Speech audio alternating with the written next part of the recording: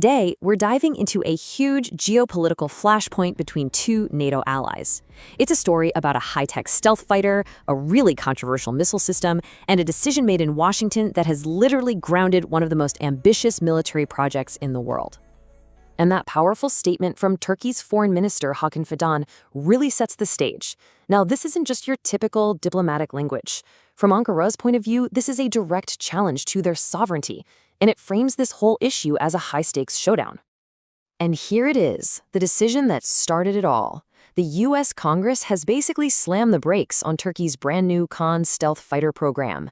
This one move didn't just stall the project, it's exposed some really deep, really serious fractures inside the NATO alliance. So you might be asking, what exactly is this fighter jet? And why is blocking its engines such a massive deal for Turkey? Let's get into the details of the program itself. Okay, meet the KAAN.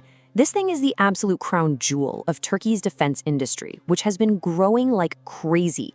It's designed to be a fifth-generation stealth fighter, and that puts it in a very exclusive club with countries like the US, Russia, and China. You can see why it's a huge symbol of national pride and a peek into a future where Turkey builds its own top-tier weapons. But you know, the KAAN isn't just about replacing old planes. No way. It's a statement of geopolitical ambition.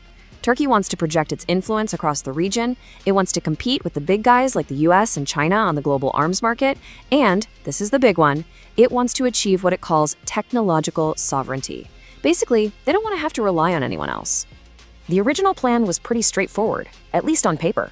Build the first 20 KAAN fighters using these proven, off-the-shelf American General Electric engines. These are the same ones used in F-16s, so they're reliable. This would get the program up and running while buying time for Turkey's own engineers to finish their domestic engine, which is still years away. But, well, that plan just slammed into a wall called the US Congress. So how did we get here? Well, this conflict didn't just pop up out of nowhere. The real root of the problem isn't actually the jet engine. It all goes back to a Russian missile system that Turkey bought years ago. This is the million-dollar question, right? Why on earth would the US do this to a NATO ally?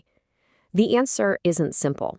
It's buried in a whole chain of events that has been chipping away at the trust between Washington and Ankara for the better part of a decade. This timeline really lays it all out. And the key moment, what Washington basically considers the original sin, was back in 2019. Turkey went ahead and bought the Russian S-400 air defense system, even after repeated, very loud warnings from the US. That single decision got them kicked right out of the F-35 program and directly set the stage for the engine blockade we're talking about today.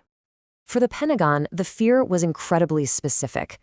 They were terrified that having a sophisticated Russian radar system like the S-400 operating in the same area as advanced NATO stealth jets like the F-35 was just an unacceptable security risk. The nightmare scenario was that Russia could use the S-400 to learn exactly how to track and then shoot down Western stealth aircraft. Okay, so with all that context, let's look at the real-world fallout from this engine blockade. What does this mean for Turkey and the whole region right now? And this is a big deal. We're not talking about a minor delay. The original plan to have these jets delivered by 2028 is pretty much out the window.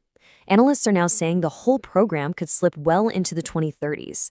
This creates a really dangerous vulnerability for the Turkish Air Force, which now has to rely on its aging F-16s for a lot longer than it ever wanted to. And here's where it gets even trickier. While Turkey's ambitious KAAN program is stuck in neutral, its regional rivals, and let's not forget, fellow U.S. allies Greece and Israel, are already flying active fleets of American-made F-35s.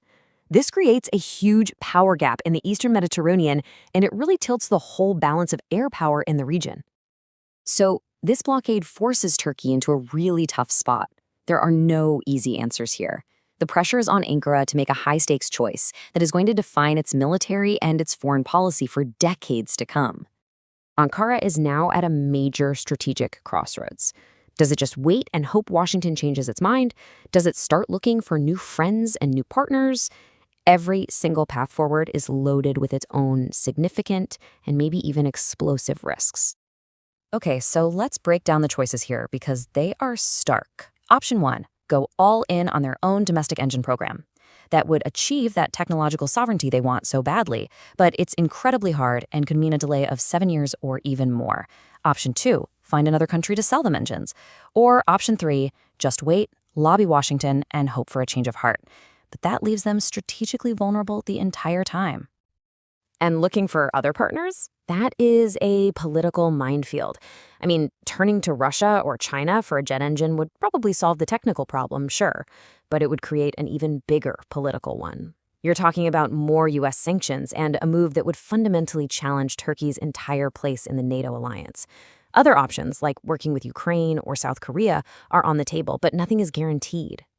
So, what this whole crisis really boils down to is a fundamental tension. It perfectly exposes how vulnerable a country can be when it has to rely on foreign partners for critical technology. At the same time, it just reinforces that powerful internal drive for self-sufficiency, no matter what the cost.